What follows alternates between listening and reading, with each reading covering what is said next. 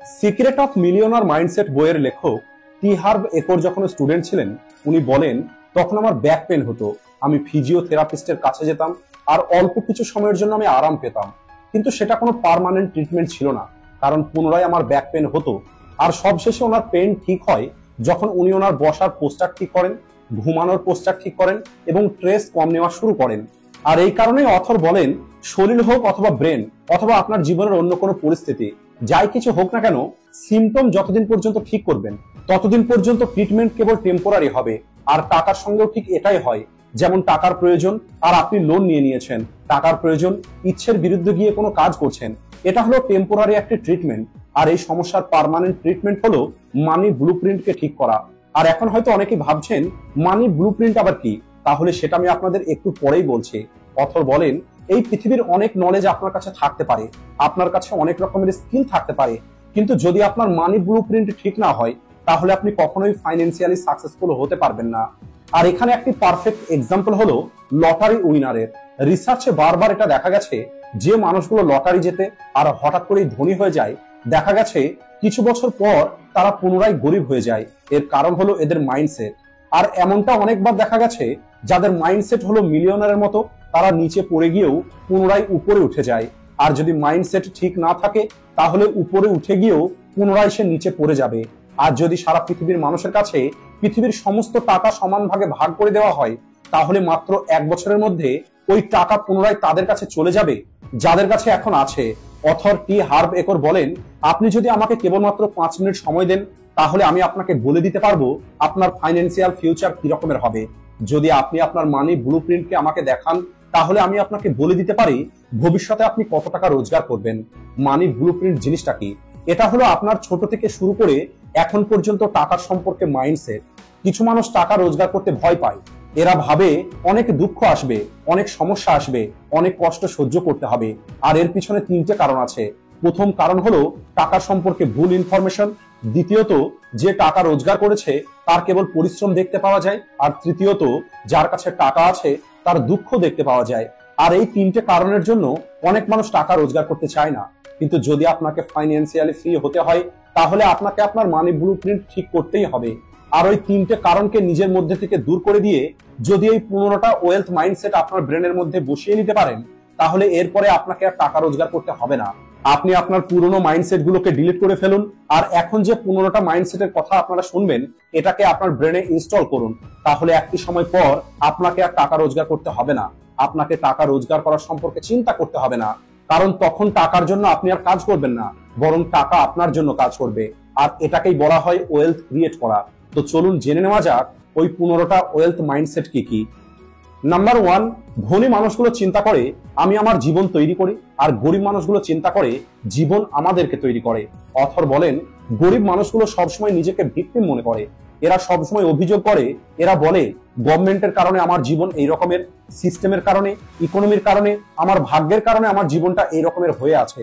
আর যদি এরা অভিযোগ করতে না পারে, তাহলে তখন এরা জাস্টিফাই করার চেষ্টা করে, যেমন টাকাই জীবনে সবকিছু নয়। কিন্তু সত্যিটা হলো, যেখানে টাকা চাই সেখানে টাকাই প্রয়োজন। একটি বড় রাইটার ডাক্তারকে তার নিজের লেখা বই দিয়ে এটা বলতে পারে না যে আপনি এই বইটা নিয়ে নিন, আমি আমার সারাটা জীবন লাগিয়ে দিয়েছি এই বইটা লেখার জন্য, আমার কাছে কোনো টাকা নেই, এই বইটা নিয়ে আপনি আমার চিকিৎসা করুন, তাহলে ডাক্তার কাজ করবে না।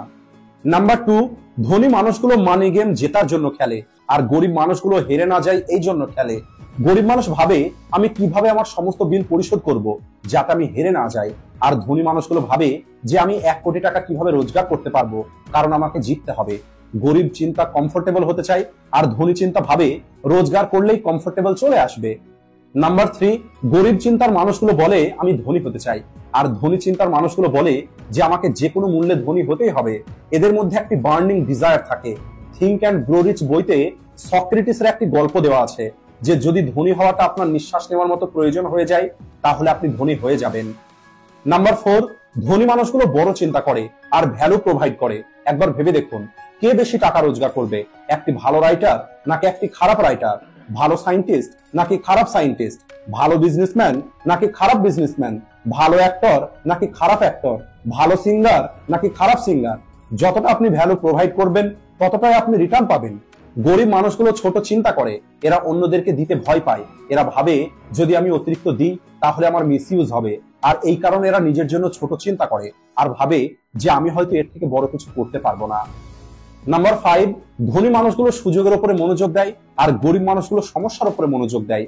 ওই ছোট্ট গল্পটা তো আপনারা শুনেছেন, একটি জায়গায় দুটো সেলসম্যান যায় যেখানে কেউ জুতো পায়ে দেয় না আর তাদেরকে জুতো বিক্রি করতে বলা হয়।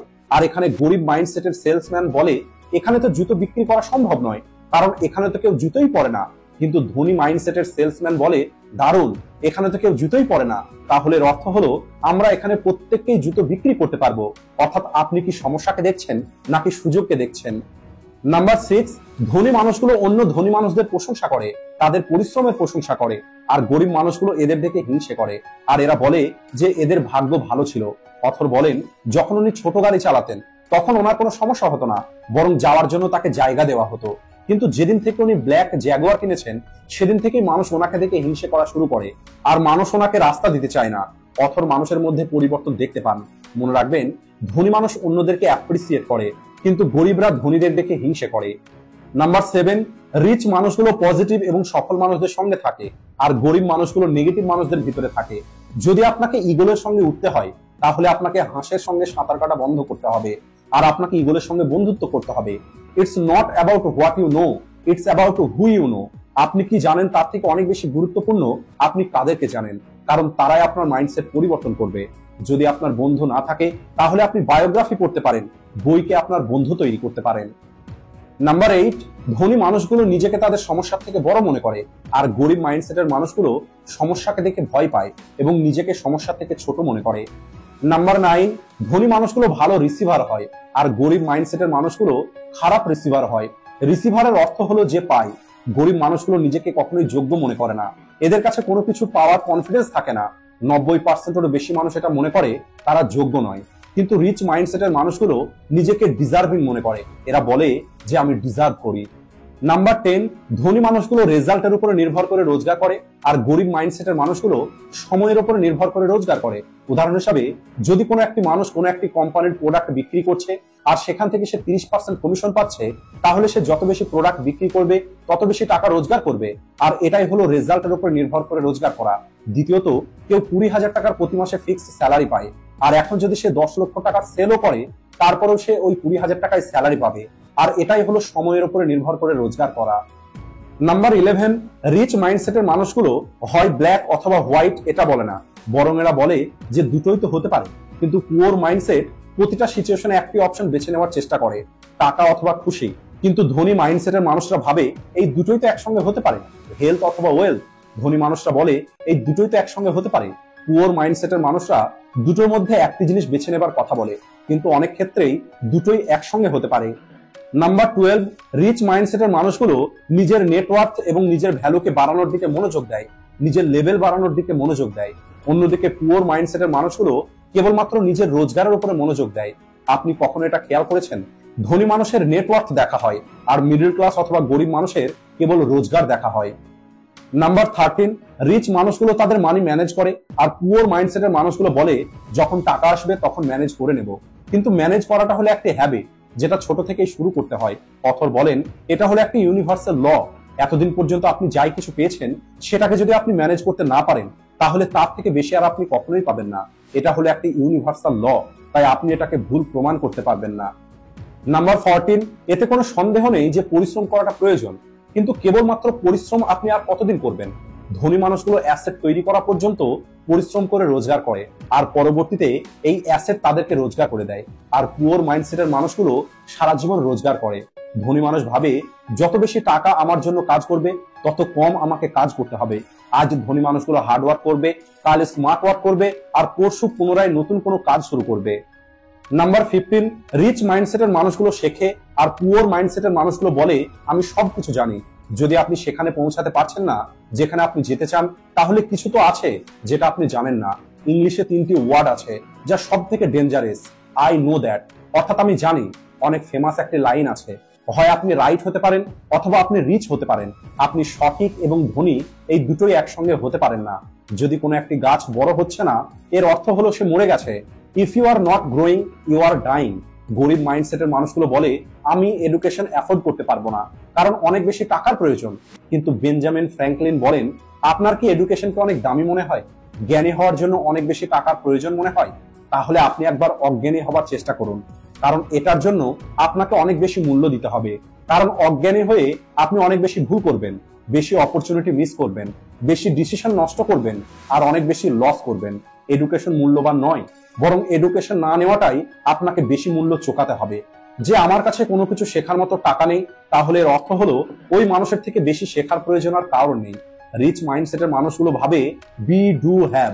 বি অর্থাৎ প্রথমে আমি কিছু হয়ে যাব, ডু অর্থাৎ আমি বড় কিছু করব, হ্যাভ অর্থাৎ এরপরে আমি কিছু পাবো। আর গরিব মানুষগুলো ভাবে হ্যাভ ডু বি, অর্থাৎ হ্যাভ প্রথমে আমি কিছু পাবো, ডু অর্থাৎ তারপরে আমি কিছু করব, আর বি অর্থাৎ তারপরে আমি কিছু হব। To get paid the best must be the best. যদি আপনি বড় বিজনেস করতে চান, অনেক বেশি টাকা রোজগার করতে চান, তাহলে সবার আগে নিজেকে তার যোগ্য তৈরি করতে হবে। তো বন্ধুরা, এই ছিল ওই 15টি ওয়েলথ মাইন্ডসেট, যা আপনার ব্রেনের পুরনো ফাইলগুলোকে ডিলিট করে এই 15টি ওয়েলথ মাইন্ডসেট আপনার ব্রেনে ইনস্টল করতে হবে, যা আপনার মানি ব্লুপ্রিন্ট তৈরি করবে। আজকের ভিডিওটা এই পর্যন্তই। আশা করি আজকের এই ভিডিওটি আপনাদের ভালো লেগেছে, তাই ভিডিওটিকে লাইক ও শেয়ার করতে ভুলবেন না। ভিডিওটি শেষ পর্যন্ত দেখার জন্য ধন্যবাদ।